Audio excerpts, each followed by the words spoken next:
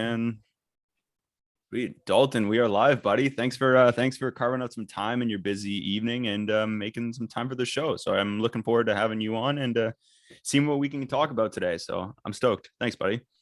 No problem, Glenn. I'm looking forward to it. I follow you on Instagram and I enjoy your dad jokes. So I feel like you got to drop one at some point before the end of the pod here today. Geez. Pressure's on, eh? Oh man, I think doing that has been. I've never gotten better feedback, but there's everything going on with politics and medical and what we can and shouldn't be saying. And so for me to just be like, hey, how do you throw a party in space? You plan it. And then people are just like, thanks for brightening up my day. You're the man and stuff like that. You know, the usual stuff that's heard, I guess. So yeah, no, I appreciate them, bro. I appreciate them. That's awesome. Thank you. So Dalton, so people can kind of get to know you as we get into this. Take me through your transition, kind of leaving high school to kind of where we are now in your journey, and then we can go from there. Yeah, throwing it back. Yeah, so leaving high school. So I would have graduated high school in 2011. I'm from the Windsor, Ontario area, a small town outside of Windsor called Harrow. Not a lot of people know where it is, so I always say Windsor. But I went to high school at St. Thomas Villanova, which is in a smaller town outside of Windsor. But when I left there, I went on to pursue my undergraduate degree in kinesiology, which definitely had a big impact on where I ended up with my master's degree, with my career. So I transitioned there, and at that point in my life, academics wasn't like top priority. Like the top priority was probably playing football with the boys, and then heading into university. I kind of figured it out and realized that I had to start putting some effort into my academics if I wanted to pursue a career in physiotherapy, which is what I ended up doing after my undergraduate degree. Graduated there, went to London to do my master's at Western, which was in physiotherapy, which was 2 years there. And throughout that kind of process, I stopped playing football and transitioned more into focusing on like strength and conditioning, health, all that stuff, which is a lot of what I do today. Nice. So kind of you are co-owner of Movement Physio, right? Like a sports, what I interpreted as a sports therapy place, like clinic. Yeah. Right? Yeah. So I'm one of the two. So there's three of us. So there's three co-owners of the Movement Physio and Performance. So yeah, we're a physiotherapy and health company, I guess you could say. So myself, I'm a physiotherapist. My two business partners are physios. We also have like a dietitian on staff here. We also have a massage therapist as well. So we kind of have a full spectrum of people here. And we definitely see athletes. We definitely see people who play sports, but we see all ranges of people. Essentially, we're looking to work with people who value their health, who are looking to either overcome an injury that's keeping them from doing something meaningful to them, or helping people get prepared to do activities such as running, lifting, living their life, whatever it is, to do that in a healthy way. Nice. So at what point kind of in your studies, we'll call it, did you kind of know that you wanted to run a practice? Or was that always something that your kind of career trajectory, you knew that you were going to end up there? Yeah, it's a good question. It was nothing. It's not, it wasn't on the radar exactly. Like I was never an entrepreneurial type person growing up. I don't have some like crazy story where like, I sat on the corner and, sold lemonade for 25 cents. And then I flipped that into like, my first baseball card or whatever.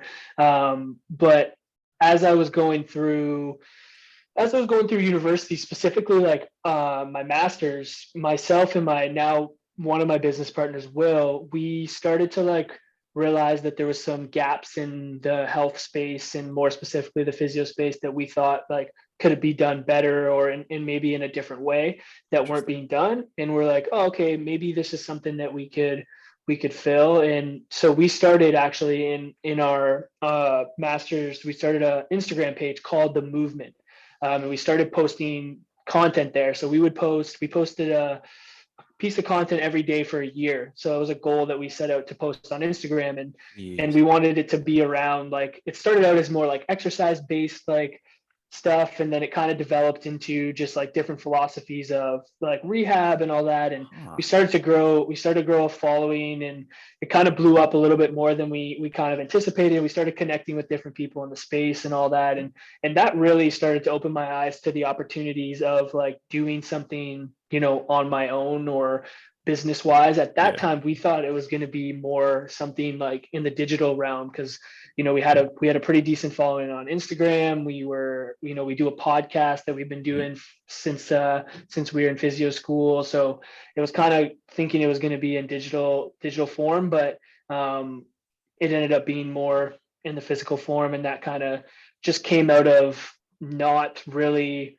having a place that practiced or did the things the way that we wanted to do them. So we're like, all right, well, we'll just kind of create it. And that's kind of where the actual physical business came into play, I guess. Right.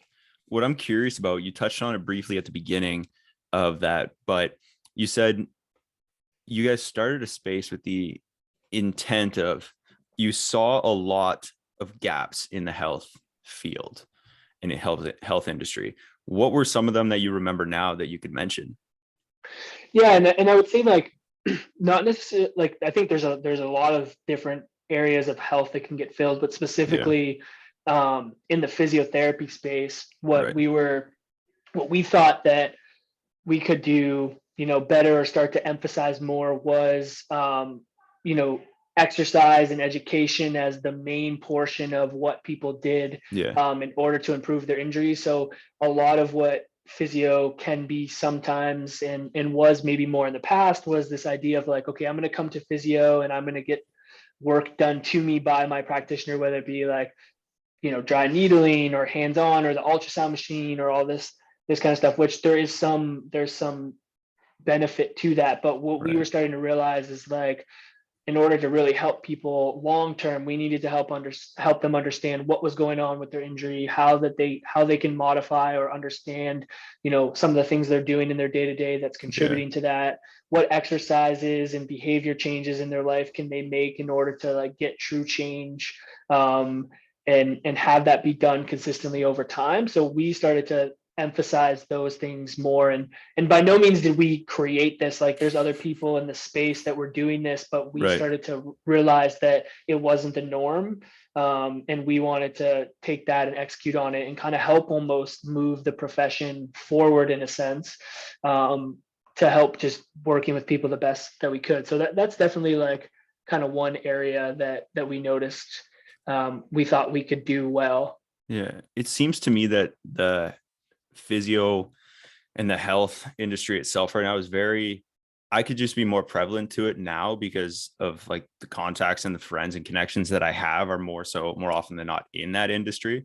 But it seems like it's been growing more a lot lately. Like it's taken a very, very steep, like everybody nowadays is like, they're innovating. There's so much going on. There's so many new things and new techniques and tactics coming out. And if you're aware of this, do you happen to know why or what you would attribute that to? Like why there's such a growth or a spike, it seems? Yeah, it's hard because like I'm so in it, right? So like in terms of like the growth and stuff, I mean, I think definitely what I would say is that more people are valuing their health now than Interesting. they did before, right? Like, Right. more people are now aware of like, okay, I need to be active, I need to Yeah. eat well, I need to get good rest, I need to take care of these injuries that I have, I can't just put them off. Like, what I've started to see is people being actually more proactive, than Huh. reactive, which is kind of cool, because like that's Yeah. something that we really preach here is like, you don't have to wait until you can't do something to seek help. It's like, if you're starting to feel like, oh, this isn't going so well, or maybe I don't know how to get into running because I've never ran before. Well, Right. you can come here and we can evaluate you and say, Huh. hey, this is probably the best way for where you are now to think about entering into doing a 5K run, right? So Yeah. I think people are just more proactive, which means they're seeking out more people that are going to provide them with a service. Right. So I definitely have seen that more consistently. Is that not an amazing thing though? How Right? type, yeah. Like you're able to kind of see everybody grow, and then the proactive approach that you mentioned, as soon as you said that, I was like, oh, that's what it is, because everybody now cares. And I don't know if it was due to the COVID thing or before that, even if you noticed, but people, I found a friend of mine a while ago, about a year or two ago, said it really well. He said fitness should be a lifestyle choice, not like should be a lifestyle. Like everyone should just be trying. And then if you want to focus on a skill to develop, in terms like you want to be really good at playing basketball, or like you want to be an ultra marathon runner, like you can kind of pick and choose what to dive into. But I thought that's really interesting, and that people are actually taking a step towards bettering themselves instead of waiting for, oh, my shoulder hurts, now let's fix it. It's like, ooh, I want to do this, and then let's see what I need to do to get to my goals in the long run. Yeah, and I mean, I think COVID definitely played a role. Like, people either, saw how important it was to be in good health, like during Right. the pandemic, and or like have had more time to be like, oh, dang, I need to take care of some of this stuff, right? So I Yeah. think that's definitely, I think it's a shift in like the generations as well. Like, I think it's something that, I'm 28, right? So I think Mhm. like the younger generation, my age and even younger, are now more aware of the importance of health. There's more information. There's more access to what the detriments of not taking care of your health can be, as opposed to Right. maybe like what our parents had access to. Right. We Yeah. also have a little bit more freedom, or have the opportunity to create more freedom in our life, where maybe we're not doing a 12-hour labor job, and we can have we have time to go and work out at the gym, or whatever. Like, Yeah. obviously there's still people that are doing that, but I think there's a lot of factors into why that's shifting, which I think is a good thing, man. I think that the healthier we are as a society, the more educated we are on this stuff, the Hmm. better off we're going to be. Right. The more informed and the more, like you said, the proactive approach to, and like people are not, nowadays they prioritize it, right? Like you're prioritizing more often than not just to say go into the gym or whatever, but you're actively trying to get healthier, right? Like people are seeking out those nutritionists or the sports psychologists and stuff like that to understand more what they can do better, because we've been doing things for so long in a certain way, right? That it's not so much reinventing the wheel, it's just maybe adding grease to the squeaky ones. Yeah, let's go. Yeah, I agree with that. And I think people are realizing how powerful it can be in other areas of their life if their health Right. is in a good place. Like, I know for myself, like, I've kind of been on my own health journey throughout my time, like from university and through where I am Yeah. now. And when I'm training and I'm feeling good and I'm eating good and my mindset's in a good place, and I'm Mhm. and I'm, aware of how my body's doing, like Yeah. that helps me thrive in my business, that helps me thrive in my relationship. So like, I think people are starting to realize like they need to get that in check. And if they can, it can actually have a big benefit in all other areas of their life. Right. And I think to that, I love what you're saying. And it's something that I think a lot of people are almost scared to start, but they don't realize they have so much more to gain from just starting than they do. Like I was telling a buddy of mine like a month or two ago, a cousin of mine, we were in my gym in my garage, and I was like, he was talking to me. He's like, man, I just want to get in shape. I'm like, what's easy is being in shape. Getting in shape sucks. It's like it's completely new, it's intimidating, you're out of your element, you're like insecure, there's all these things and all these inside battles and demons you're facing just to get your ass to, it could be a gym, it could be anywhere, but to take that, like you said, proactive approach when you're that intimidated of something that you want to become and that you're not, it's a weird battle you have to face to like get into shape. So I think it's good that we have access now to more information and more people like yourself who are able to kind of educate people on why it's such a good idea to be healthy. For sure. Yeah. Yeah. No doubt, man. I think getting started is always the hardest thing. And it is hard. That's the thing. Yeah. I think we get, we see, and again, like I feel like social media and the internet, I'm grateful for it. I Mhm. think it gives a lot of opportunity for people to have access to things, but there's double-edged sword sometimes to it, Right. right? So I think also people will see these people posting stuff on Instagram and having these successes and all this stuff and be like, oh, they just have something that I don't have, like Mm. they must just be that person that can be Yeah. consistent all the time. Like I think I did an Instagram post about this the other day. It's like Yeah. consistency is not like some magic thing that everyone has. Like you have to work hard at that, and that's the hard thing Yeah. about it. And you can do it, like Yeah. anyone who's listening to this can do it. It's just a matter of trying to figure out what works for them. Oftentimes it requires getting help or support from someone else who can guide you along the way. Like, Yeah. I still have coaches in my life for fitness and business and all that kind of stuff. So yeah, I think consistency and trying to figure out how you can build that consistency is so important.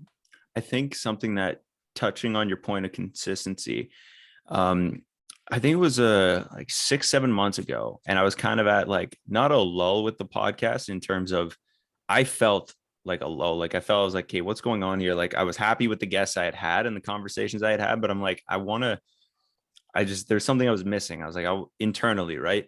And from the outside, it's like, oh, it just has a reoccurring guest. But then a friend of mine, a mentor of mine, good buddy, was talking to me about, he's like, just be consistent. He's like, for X amount of months, next 6 months, rest of the year, I guess what it was. So it was like in July, whatever, 5-7 months. And he goes, one a week for the rest of the year. If you do that, is like it'll not only will it grow, your shift, your confidence and everything, and it'll just get better. But you have to be able to do that and go through that. And that could be the difficulty of planning it, or that could be like you prioritize it when you need it to be consistent, right? Because if it's a goal of yours and you want to take it seriously enough, if you don't make it a priority, or at least put it at the top of your priority list enough so that you can be consistent at it, it just doesn't get done, right? And you don't achieve what you want to achieve, and then you kind of feel like crap, and so on and so forth. So Totally, man. Yeah, I've heard a term. I didn't come up with this, but like mood follows action. And as you start to act and be consistent, like there's going to be tons of times where you don't feel like doing it, or you know how many times you might have not felt like recording an episode, or you're yeah, tired from the week or whatever. yeah, But then like that action is what can positively change that mood and get you in the swing of things. And probably at the end of that 6 months period of time, as you've been consistent and you started acting more on it, that like yeah. confidence, that momentum, all of that started to build, and Mhm. you get to this point where you just feel like you're in a groove, and that's a cool Yeah, place to be. dude, it's great. And yeah, it just takes a lot of work to get there sometimes, but when you get Yeah, there, you're like, oh, this is cool. I need to ride this out as long as I can, because I know at some point I'm going to crash down a little bit, yeah, have to get pulled out of it. But yeah, it's cool to hear that you're able to do that. yeah. It's a interesting like shift that you're able to, or trigger you're able to pull, that you can kind of go, okay, I'm going to decide to do this, and then you commit to it. And like you said, it's hard, man. It's not easy. So it's brutal, but once you kind of get through it, and I was explaining to somebody the difference, like with the motivation and discipline aspect to things. Whereas, like, if you like being motivated is the difference between a good day and a bad day. If you're having a bad day, you're not motivated. That's when you also have to show up. And then when you feel great, you also have to show up twice. Mm-hmm. Like that's how I kind of look at that aspect of it with the consistency part. So, like you said, like it could be, what is it now, like 7:30 on a Thursday. It's like, yeah, we're tired, whatever, but you go through it, and then you get into a groove, like you said, and you feel pretty good about it, and then you have confidence, and then you perform. So it's pretty cool to Definitely. see. Yeah. So what I want to know, going back a bit, when you first opened up the clinic, I want you to talk about the importance, and in terms of partnerships, like why was that, like you end up with two, there's two Yeah. other co-owners, correct? Yep. So Yep. take me through the process of deciding, of pulling the trigger, of going, okay, the three of us are going to do this. Like, how important is that process to work? Like, what do you look for when kind of picking Yeah. people I mean, like that? it's it's huge because a lot of times partnerships are not successful. Yeah. And the funny thing about our story is, so myself and Will, we went to physio school together. We Nice. started the Instagram page. When we graduated, we kind of always wanted to do something with the business, but we didn't know exactly what it was. And we were working on our own. Like, I was still in London. He went back to the Hamilton area to work there. And our third business partner, Don, came into the mix because Will was working with Don at his clinic. Nice. And and he was like, "Hey, I kind of want to do something on my own. Like, would you be interested?" And Will's like, "Yeah, I'm down, but I come in a package of two." And so we all kind of ended up then sitting down and meeting and talking about moving forward. And I honestly didn't really know Don that much. Like, I had known him through Will because we were still friends, and he was telling me about Don, and then we Nice. kind of all sat down and connected. And to be honest, I actually never even met Don in person until we were like opening the business. So like we already Epic. like signed a lease and everything, which Amazing. which sounds kind of like crazy, but like having meetings and talking with him and getting to know him and all that stuff, like we all brought something. And this comes to like what I think is important is we all brought something to the table that was different, and we all complemented each other in our skill set. So we're all different in a sense, so it allows us to thrive together. Like if I had the same skill set as Will and Will had the same skill set as Don, and we were all the same, like we would be in a tough spot. Yeah. So I think that's one of the most important things is like making sure you're partnering with people who complement your skill set, bring something to the table that you don't have, so that you guys can thrive together, not just pairing with someone because they're your friend and you feel like, oh, okay, this will be cool. It's like, well, what do they bring to the table that's going to allow you guys to move forward as a business? And I think that was one of the really important things that we all identified. And then two, we all had the same vision and kind of mission as to what we wanted to accomplish in the space. And I think when that was general idea was there, it was very easy for us to sit down and then cultivate what like the mission and the vision of the movement is now, because we all kind of had the same mindset around it. And so those two things I think were super important for us, with regards to making it work. And it's worked so far. We've been open for a year and a half, so it's worked so far. We'll see how it goes. Dude, that's awesome. That's really, I guess I wouldn't say mildly reckless, but that's pretty funny though. That you're like, but that goes to show like your connection and your bond with Will.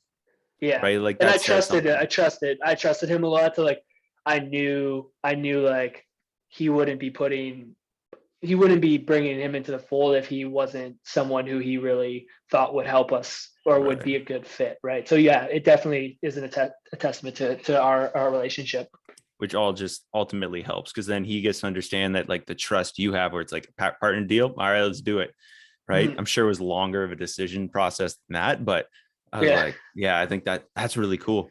I want to switch gears and I want to talk about something that I haven't heard. I'm really curious to dive into, because I haven't heard you talk much about it in the past, on shows, on your show, and then other shows you've been on. But I want to talk about creativity.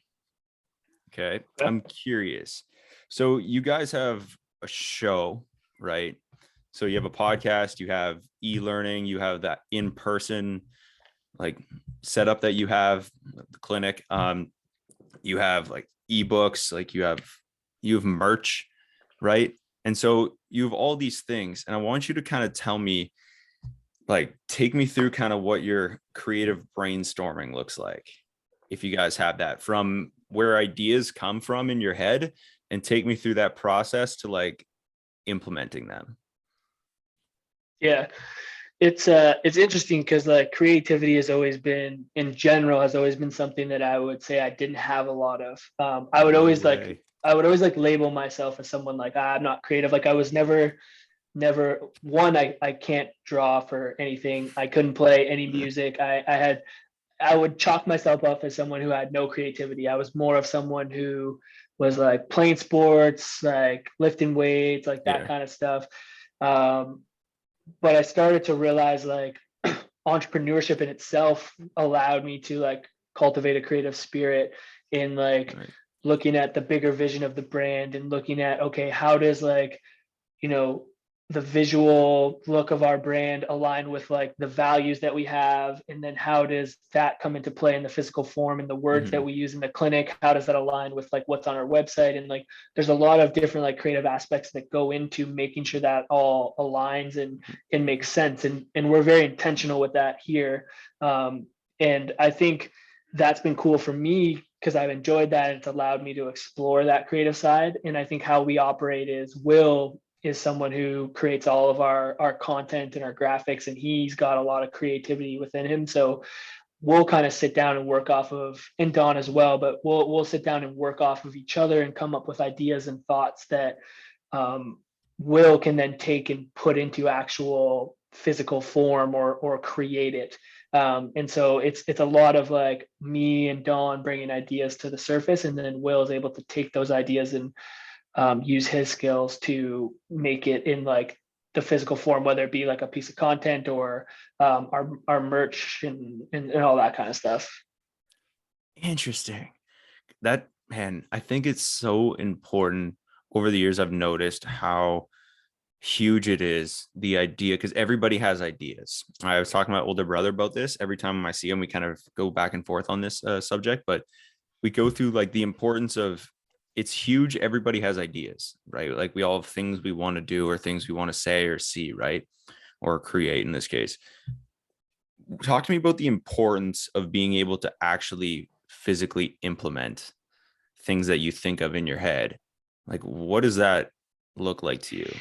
Like, how important is that process Oh in and yeah, of I mean itself? that's super important, and I would say like me personally, I'm much of more of like a big picture kind of guy where I'm always thinking of like, okay, where can I take, where can we take this business, or what can I do next to challenge myself, or looking like big picture. And that's great for creating ideas, right? But Hmm. putting those into action is always something that I've personally like struggled with in my life and in business, and something I've tried to be better at. And it's a matter of just like, you know, forcing yourself to do some of those things. Like you know how I started doing it was like, okay, if I have these ideas, if I have 5 ideas, I have to at least pick one of them and try it and do it and see what happens.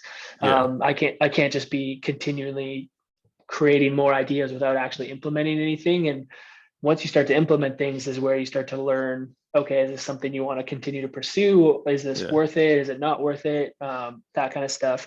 And then again, like aligning yourself with people who are better at taking action. So I would say someone like Will or Dawn are good compliments to me, because they're like, okay, cool, that's a great idea, but what are we going to do next to make this like actionable? And Oh, that's helped me to get better at that. right. And understand that process. Mhm. That's awesome. Now, tell me about the weekly D show. How did that get started? Like, Yeah, tell us all yeah. about it. It kind of ties into like it kind of ties into that creativity piece, because like I I started doing podcasts when myself and Will launched the PT Coffee Cast when we were in physio school, and we really had a blast like connecting with people and talking, and I started to really enjoy that, and actually thrive on creating good conversation. And um, I found it as a creative outlet, like how I could continue to create good conversation, ask the right questions. Where Hmm. can I take a conversation to make it better? And I'm not a master by any means, but I've definitely improved over the last couple of years. And I I, think I so. actually I actually enjoy sitting down and thinking about, okay, if I'm going to be interviewing you, like what questions can I ask to pull out your experiences or your stories or your learning lessons for Interesting. for the listeners. And that's in and of itself a creative thing, which I never looked at it like that before Yeah. until the last little bit. And I started to really enjoy it, and I started to learn different ways that you could do that and how you could Interesting. communicate better. And that's been really fun. So long story short, like that's kind of why I wanted to start the weekly D, was more so I could just talk to people that I wanted to talk to. So I would do interviews kind of like how you're doing them with me. Mhm. And then that even evolved a little bit into like, it's more of a monologue now. I haven't had an interview in a while, but I'm going to have to get you on so we can have an Yeah, interview. let's But do it, buddy, for sure. I do more monologue style now, where I'm kind of just like reflecting on things that I've learned or thought about throughout the week. And that's Mhm. been fun for me, just to like reflect and kind of try to get better at articulating my thoughts and words and stuff on my own.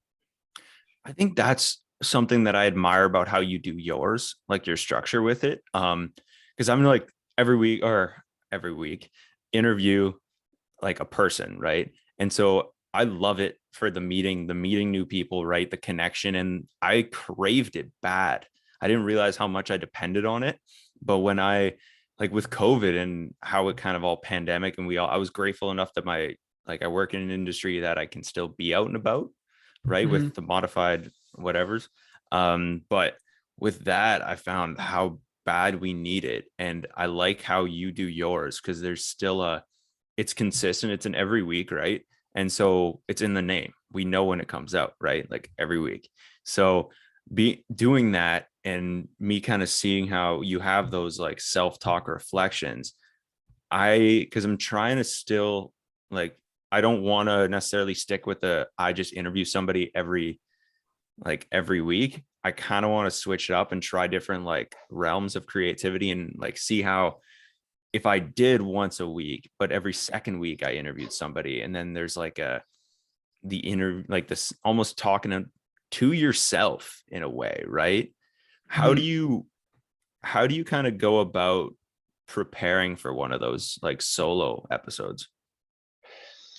Yeah, I'll just usually like it's become a little easier because it's more of like things that are happening in the moment for me. I'll Nice. be like, oh, this would be good for me to talk about or think about. And honestly, it's more like a learning experience for me to just get them out of my head. And if anyone else can kind of take anything away from it, cool. But I'll write down a couple key points that I want to hit on, Nice. and then even just like a theme or a thought that I wanted to get out, and like kind of have that written in a notebook, and then Yeah. I'll kind of just riff off of that, and see if something kind of comes out of it. Sometimes it's okay. Sometimes it's probably not the greatest, but that's kind of part of the process. I've definitely gotten better at like understanding how you can set those things up by, okay, if you have a theme, like maybe you're going to at the start of the podcast like lay out what that topic is going to be, and then Mhm. you lay out, okay, I'm going to talk about these three things so that people understand, and then you're talking about those three things, and at the end, after you've gone through all those, you're going to summarize a couple key points from those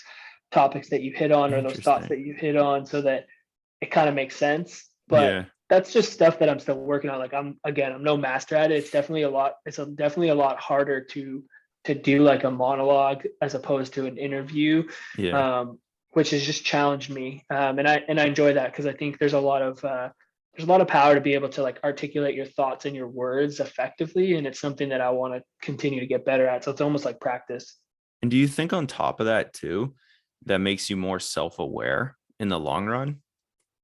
I would like to think so, right? Like Yeah. if you're constantly if you're constantly reflecting on the things that are going on in your life, the experiences that you're having, I think it can make you be a little bit more self-aware of things, for sure. Yeah, maybe like the behaviors or the patterns that you do, be like, oh, this is the 19th time I've done this. What happened that week that caused me to fail at this again? Right. Almost, Mm-hmm. I'm sure there's like sometimes, I don't know if how long you would have to go through or how many episodes you have to go through to almost figure that out. But I'm sure at some point our behavioral, like we have internal behavioral cues that switch on and go, oh, I shouldn't have done that. Right. And we're like, oh, well, not doing that again. And then come Yeah. back full circle. Right. Oh, for sure, man. If it's like your seventh, podcast in a row where you're like, shit, I haven't trained in 7 weeks, like probably a cue to go do something. Get off your ass and go to the gym or something. Yeah. Jeez. Nice. What is what is a skill from podcasting that you've noticed that you've gained? Like, what is a weird skill? Because I got one I want to share with you, but I want to hear yours first. Yeah, I wouldn't necessarily say it's weird, but I would say that like um listening, like truly listening to what people have to Yeah. say is definitely like a skill that I've improved on. And like again, I'm continuing to improve on as I do more. But for sure, because like again, trying to listen to what the individual is saying so that you can either one like dive deeper into that, or two like play off of what they're saying to continue to have the flow of the interview going, or Hmm. truly trying to understand where someone's coming from. Like I think that has been one of the biggest skills I've learned, and most effective things that are a skill that translates over to my everyday life, like whether it be at my job, whether it be in relationships, all that kind of stuff. So that's definitely the top one for sure. Oh, that's awesome. I was just say like, and you touched on it a bit with being able to like think and almost rebuttal at the same time, where it's probably one of the most underrated communication skills that I've seen, right? We talk about body language, we talk about whatever, but we don't actually talk about the actual skill of listening and how powerful it is. I found just almost half between the ability to retain information easier, but then there's this weird thing going on, and I've been more aware of it as I've kind of gone through like more episodes in the last like 3-4 months. But it's the ability to kind of know where you want the show's direction to go while still actively listening, and then curating at the same simultaneously a question based, because I don't know what you're going to say, right? Like I can't control that. So it's actively listening, being able to kind of go, but whatever you say, then taking it to where the structure of the show or for what the goal of the conversation is you want, right? Yep. So it's a weird thing that I became aware of in the last couple months, and I'm like, whoa, listening's crazy. Yeah, and Yeah. that's the fun part about, I think, podcasting, and like where the creative sense comes from. And you can tell when you listen to people who, or conversations where people are good at interviewing or good at listening, because the flow of the conversation is almost seamless.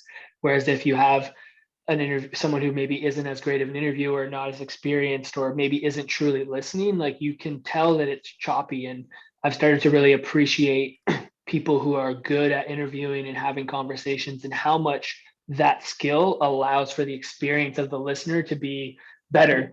Hmm. And they're doing a lot of things that you don't realize as a listener that's allowing for it to be a good experience. And Yeah, I find that to be pretty cool. it is, isn't it? Like there's a lot of things that when I'll watch videos or I'll listen for those cues that you're talking about, where like if is it choppy? Is there like gaps? Can you tell one person's like waiting to speak or listening? Right. And that's a huge one that I've ran into before. And I'm sure I've been guilty of this before, as is everybody, where somebody's talking to them, they're like, I have something to say, more often than not in an argument, where you have something like on the tip of your tongue, you're ready to say, and you're just not registering what they said, right? Totally. Yeah. And it's a weird thing, but as I've kind of gotten more into the space and stuff now, whenever I listen to, I almost prefer, like, if you don't really have a podcast, or I don't know you well enough, or I haven't seen you in interviews before, more often than not, I don't want to have a conversation with those people. It's tricky, right? Like you have to be selective. Whereas like for your example, you have a show, you've been doing it. So I know kind of how you do things and stuff, and it's awesome. So it makes it, I'm like, okay, this could be effortless.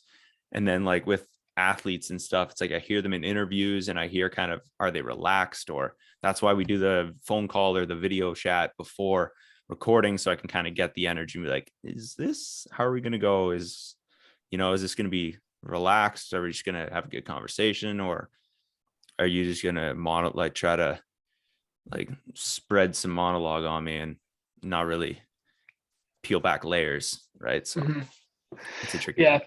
Yeah, and I think it's cool. Like I hear what you're saying, and I think it's cool from what I try to do sometimes with people who might not be as great or as open of conversations. It's like, okay, how can I use my skill set of having a conversation, or asking questions to almost see if I can pull something out of that person, right? Like Interesting. every interaction you have with someone, in essence is a podcast. And it's like I'm not going out to the street and just interviewing people, but you have conversations with people and they're kind of Yeah. like a little reserved. It's like maybe there's something you could pull out of that person by asking them a couple questions that they wouldn't expect, or using some of those communication skills to pull something out of them.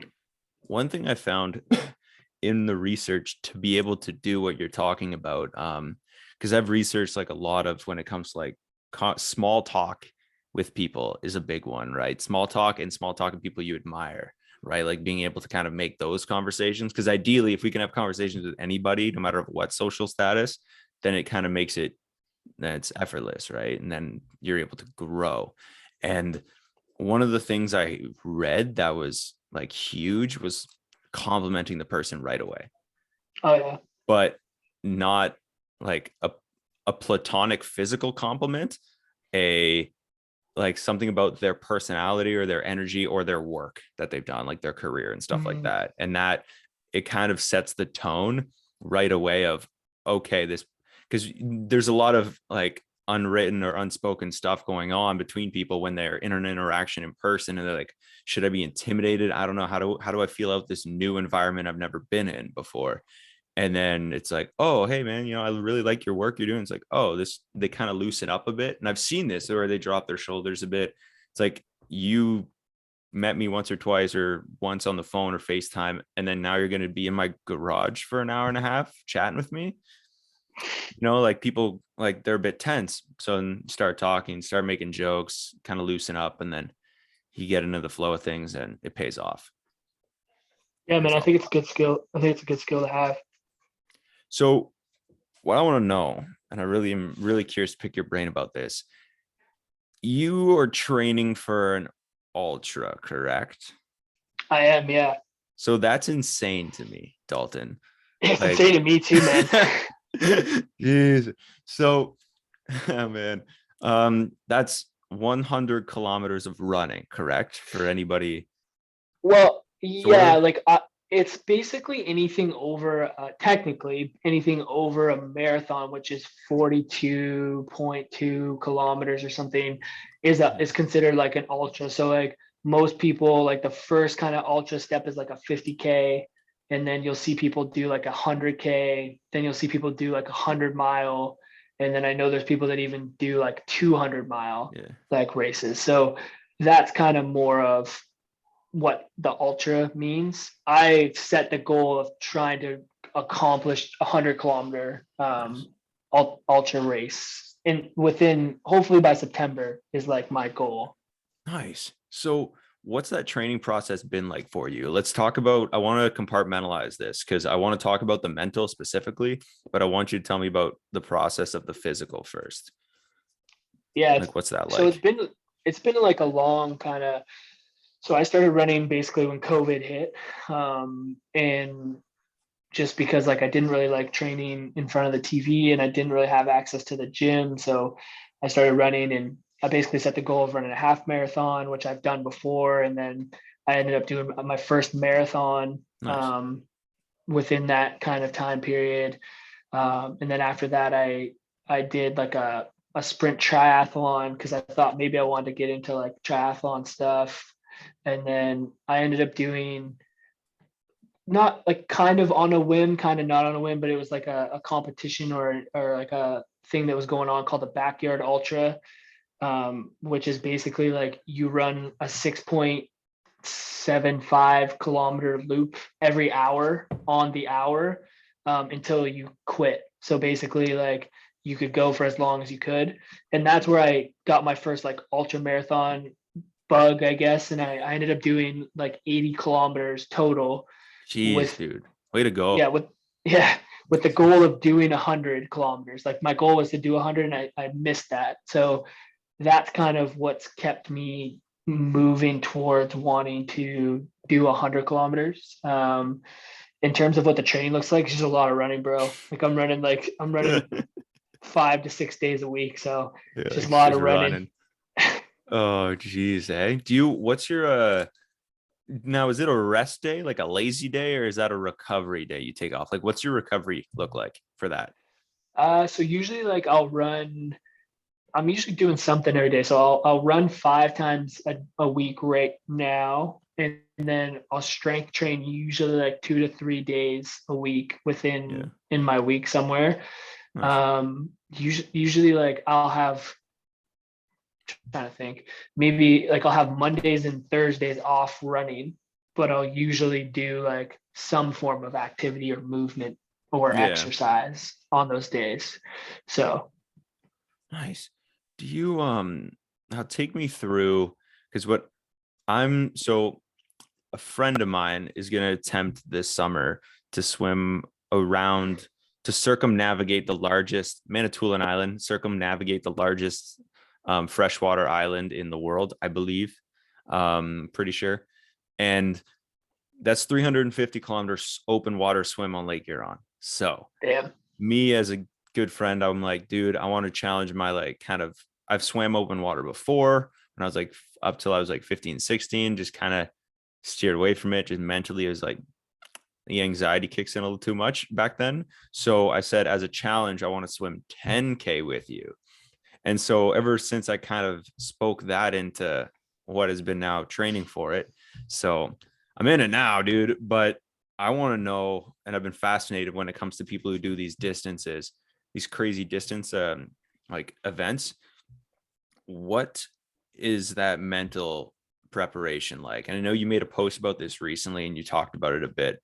And I want to know, share to us, if you don't mind, what's that mental process look like to kind of building that grit for such a Yeah. long amount of time?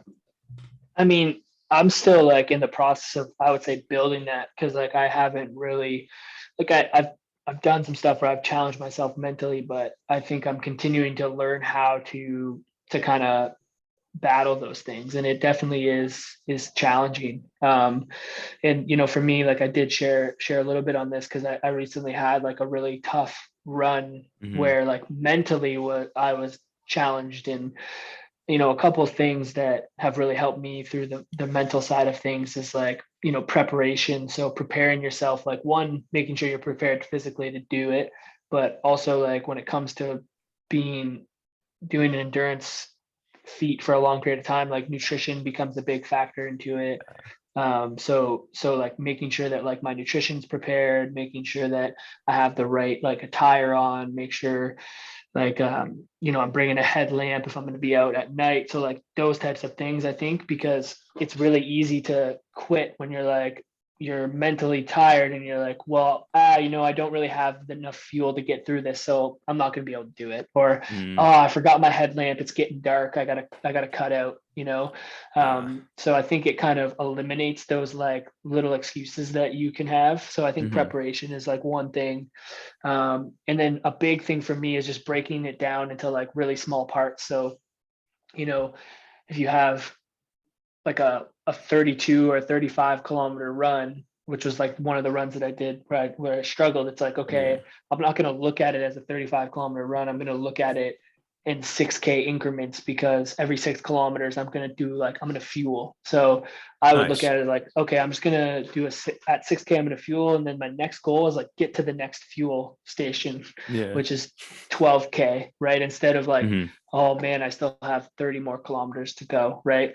And then even within that, I'll break it down even smaller. Like once I really start struggling, it's like, okay, I just need to make it to this loop. Like if I'm doing a loop, it's like I need to make it to this point of the loop. Cool, I made it there. Now how do I make it to the next point in that loop? And I literally think about it in like that small of increments. So I would Interesting. say I would say that's another thing that I'll do. And then lastly is just kind of pulling on past experiences. Like I think we talked a little bit about this, like I call it earned confidence. It's like you have to Mm-hmm. put yourself into positions um, to fail or struggle, so that you can then use that in the future when you go to be in a tough position. So I think just exposing myself to challenging things in the past, it's like, okay, like I know I've been through challenging things in my life or in fitness or whatever. Like Yeah. I can get through this, right? And so I think that's helpful. Mm-hmm. Um, those would be kind of the three things that I think are really helpful for me in terms of like overcoming the mental Yeah. side of things.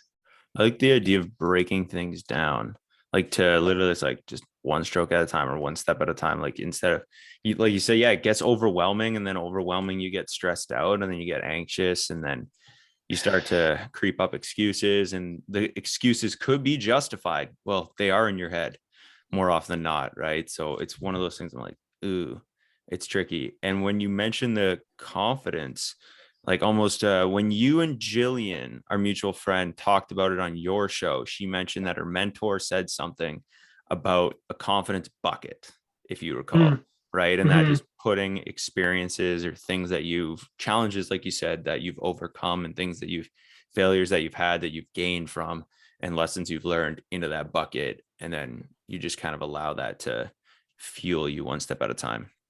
Yeah, I love that. Yeah, for sure. So, um, so as we kind of go towards the end of this, what I'm curious about is, do you have a piece of, like, whether it be advice or a lesson that somebody has given you that's kind of in your, like, after college, before college phase, that has stuck with you and stood the test of time? It's like played true every time. That's a good question, man.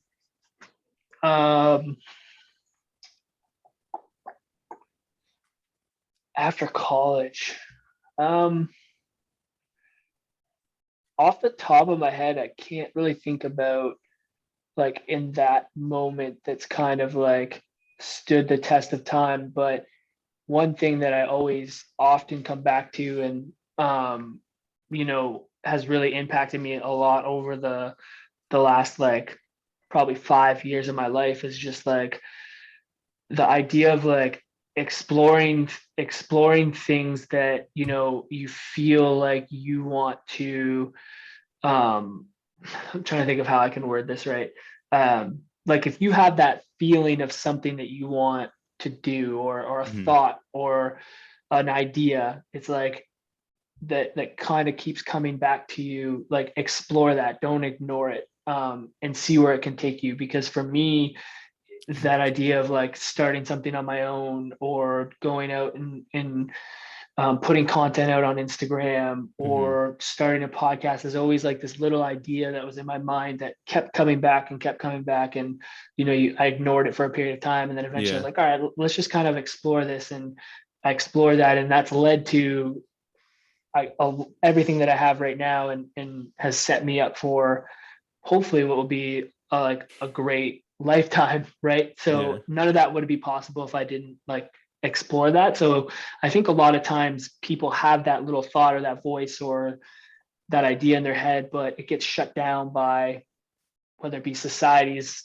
norms of like, well, you'll never be able to do that, or it's like your parents in your ear being like, well, just go get a real job, It's or usually that whether one. Yeah. whether it's your friends who are like, bro, you're crazy, like you're not going to be able to do that, or Yeah. everyone kind of wants to shut those things down. And I think exploring those things are super important. And if at the end of it ends up not being something that you want to do, or you fail at it, or it doesn't Yeah. work out, it's like, all right, cool, at least we explored it and saw what Yeah. could have potentially come from it, And right? did you learn from it? And if you did, great. Because more often than not, you still learn from it, right? It's never a Something. real loss. Yeah, exactly. Yeah. Dude, that's awesome.